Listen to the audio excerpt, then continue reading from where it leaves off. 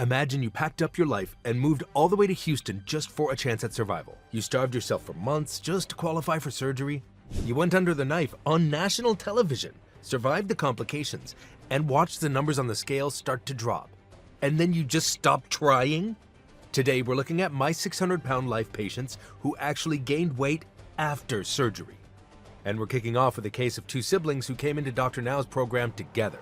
Carlton and Chantel were siblings living under the same roof, but barely saw each other. At 786 and 640 pounds respectively, navigating the stairs was enough of a challenge that they'd essentially retreated to separate corners of their own house.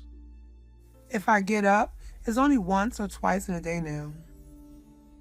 And I spend almost all of my time on the second floor because the stairs are really hard for me. But their bond remained strong, and that became the foundation for everything that followed. They showed up to every appointment side by side, pushed each other through the hard days, and celebrated every milestone together. Within 6 months, they both qualified for and underwent surgery. Carlton had dropped to 544 pounds, Chantel to 424. But when they walked back into Dr. Now's office a year later, he was shocked at what he saw. Chantel finally called me back a week ago. She let me know all that happened to them over the past year and a half.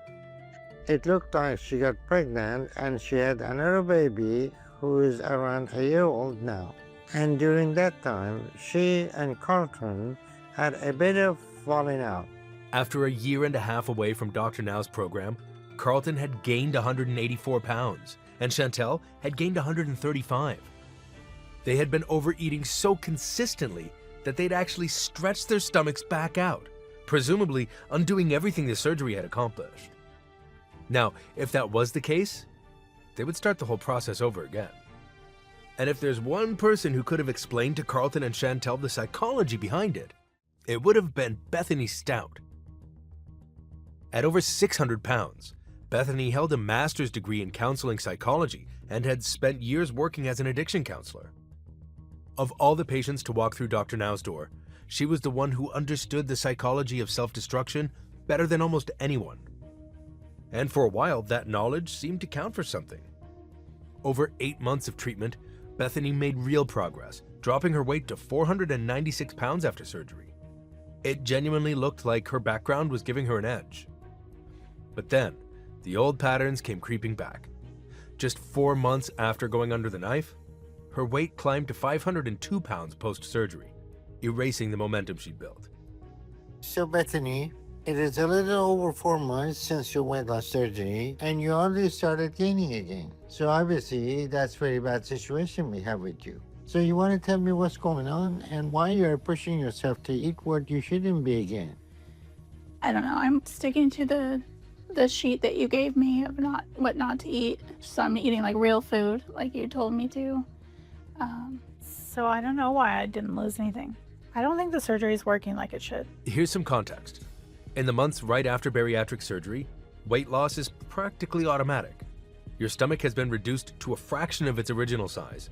Patients are dropping 20 to 30 pounds a month without even trying that hard. So gaining weight at that point doesn't just raise eyebrows. It tells you someone found a way around the surgery entirely. And rather than dig back in, Bethany made a decision that surprised everyone. So you missed your appointment and you wanted this call. So what's going on? Well, I wanted to talk to you to tell you that this is a lot harder than I thought, and I'm not sure if I can continue with your program. There's always food around and it's difficult to resist. I just thought the surgery would help take away the cravings. Bethany quit the program entirely. In her mind, the surgery was the finish line, the magical solution to transform her morbid obesity. What she, of all people, should have known is that surgery is just one aspect of a long-term treatment plan, not an overnight cure. The mental work still had to be done. And unfortunately, that was the last thing on her mind. And although subscribing might be the last thing on your mind right now, go ahead, take the leap. No mental work required, just one little click.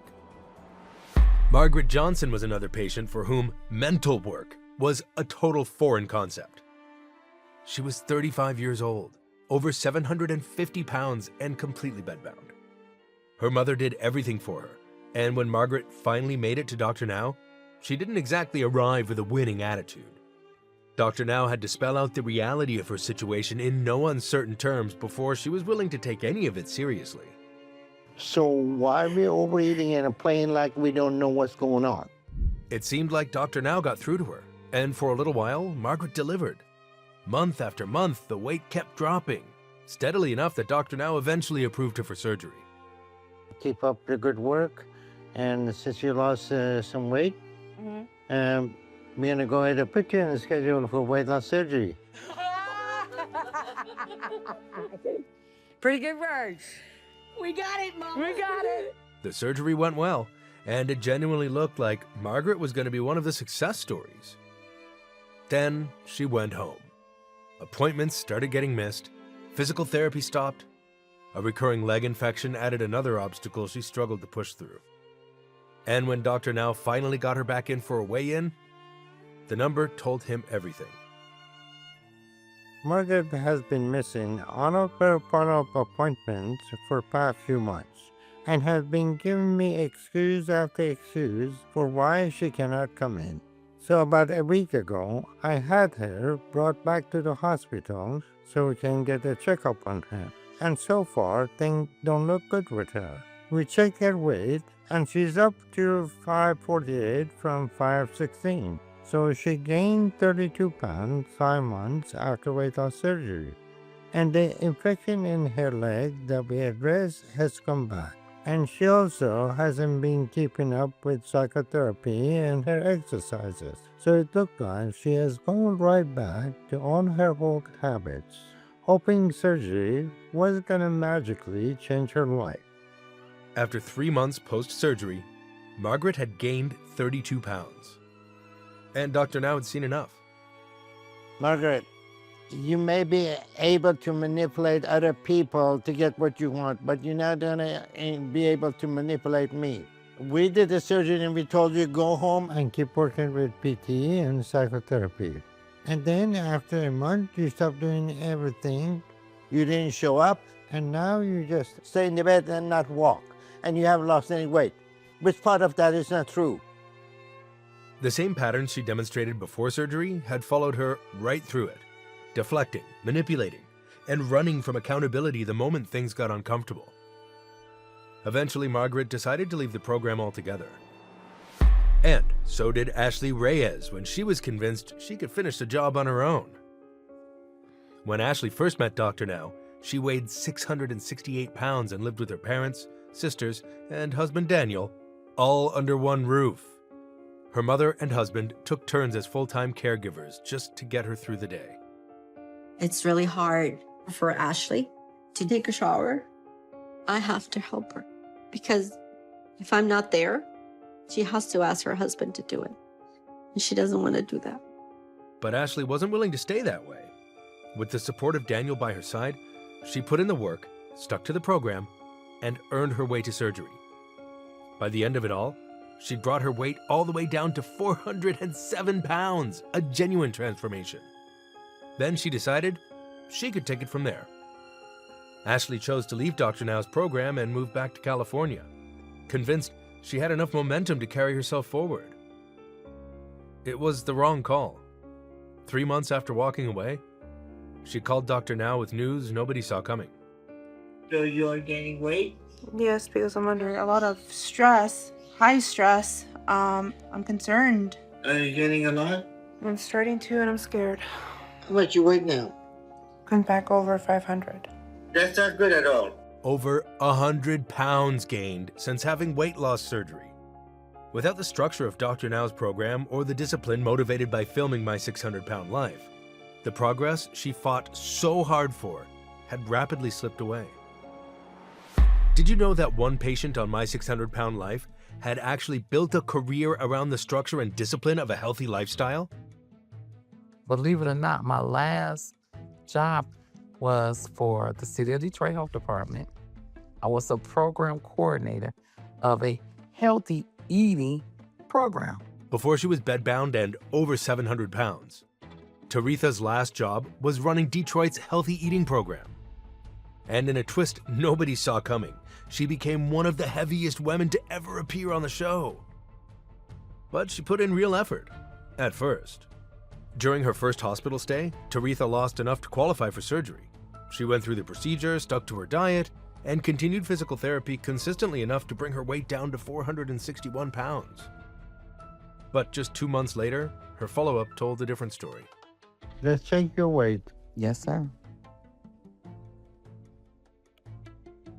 480 pounds. That's not right. So instead of losing 40 pounds this past couple of months, you gained about 20 pounds.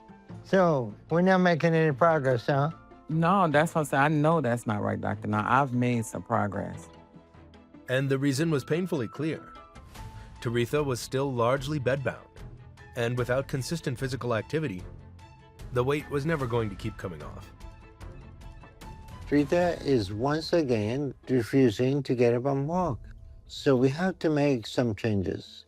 She blamed her weight and we did weight loss surgery. She blamed her lymphedema and we removed it.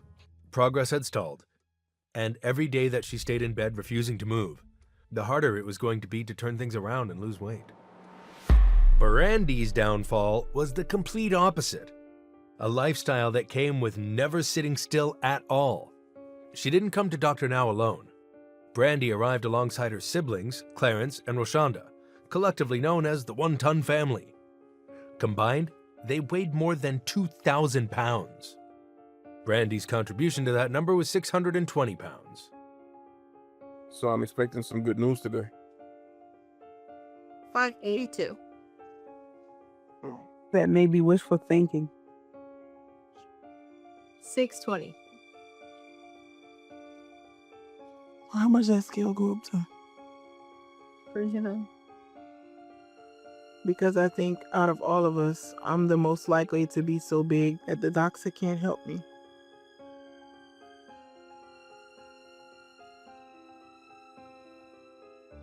$803.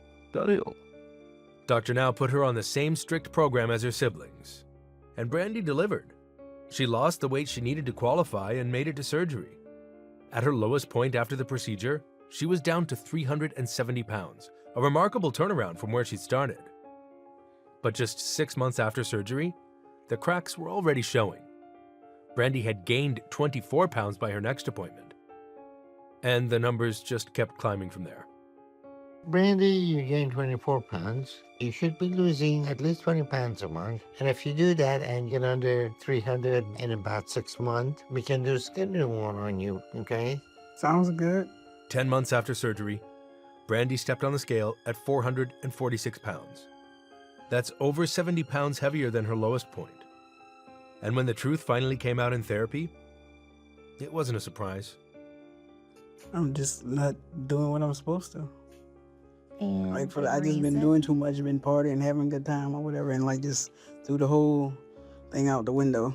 Brandy hadn't been following the program. The late nights, the parties, the lifestyle that came with chasing a music career. None of it was compatible with what Dr. Now required of her. Eventually, Brandy chose to put her weight loss journey on pause and focus on her music career instead. Recently, I've been getting more offers to perform my music around the state, in places like Mississippi and Georgia. You know, because I've been working hard to get myself out there. So I feel like I can't let those opportunities slip past me. I just have to let Dr. Now know I won't be back for a few months. So that means I won't be able to make it to any appointments with him or therapy for a little bit. The next patient on this list never really had a grip on it to begin with, and Dr. Now knew it the moment she walked through the door. Penny got a lot of issues. Some of them are real, some of them are imaginary. She seems like she played a role of being a victim and encouraging family to be enabler. He wasn't wrong, and Penny wasted no time proving it. Over the course of her time on the show, she prepped deep-fried food from her bed while claiming she was on a strict diet. She also insisted nobody ever told her she'd actually have to lose weight after surgery. We don't have enough time to cover the full extent of Penny's shenanigans, but lucky for you, we've covered her in several other videos. Check the Villains and Victims playlist and Dr. Now's Toughest Cases, both linked in the description. But let's back up. Penny Sager came into Dr. Now's program weighing 530 pounds. On a controlled hospital diet, Penny lost weight to qualify for surgery, and the procedure went well. But after that, her progress flatlined completely. I'm very concerned about Penny's behavior. She's not losing weight anymore. She's being given the right diet. There is no reason why she shouldn't lose more weight while she's in the hospital. Penny must have somebody stinking her food. She figured out how to manipulate the system. With no progress, Dr. Now had no choice but to send her home to continue the work on her own. From that point forward, Penny missed nearly every appointment, refused to walk with her physical therapist, berated the dietitian Dr. Now sent to her home.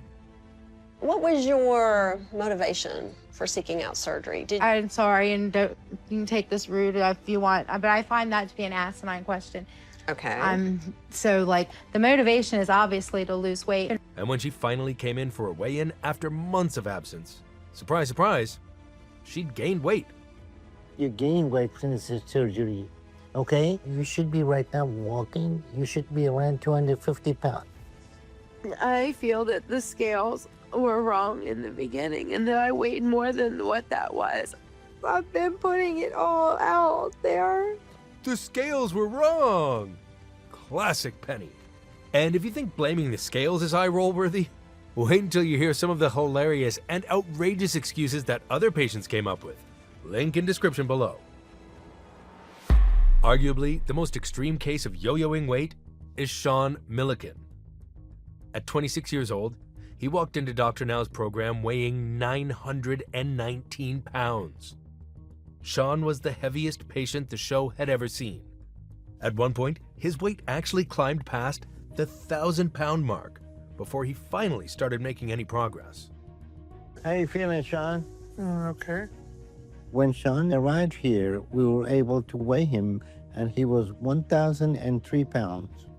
But we started him on 800 calorie a day controlled diet, and he started losing weight rapidly. It was a brutal, grinding journey, but he got there. He was approved for surgery, made it through the procedures, and by the end of 1 year in the program, he was down to 548 pounds. But the moment Sean went home, the cycle started again. And to understand why, you have to understand his relationship with his mother. The dynamic between them was so deeply codependent that every time Sean made real progress, she slowly undid it. He'd gain weight at home, get readmitted to the hospital, lose some weight under a controlled diet, and then get released, only for the whole thing to start over again. I'm sending you home, and I'm sending psychologists to talk to both of you because this unhealthy dynamic you both have is going to lead to your death. Then, in an unexpected twist, his mother died. And as complicated as their relationship was, Sean suddenly had no structure, no support, and no idea how to function alone. Within just a few months, his weight had climbed back over 750 pounds, quickly undoing years of slow, painful progress. Sadly, Sean died from cardiac arrest at just 29 years old. For the next patient, weight loss seemed to be besides the point all along. Dr. Now had some idea of what to expect. Stephen Asante's reputation preceded him, as he'd previously made Rhode Island news for ordering pizza to a hospital while on their weight loss program and getting kicked out for it. That was the kind of patient walking through his door. Stephen Asante is being transported to my care in Houston right now, and I'm not sure what to expect. From what I understand, he suffers from severe psychological issues that make it problematic to treat him. So he's going to be a unique case. In a nutshell, his time on the show was one long, exhausting cycle of manipulation. He mistreated hospital staff, scammed multiple doctors for painkillers, and was kicked out of the facility more than once.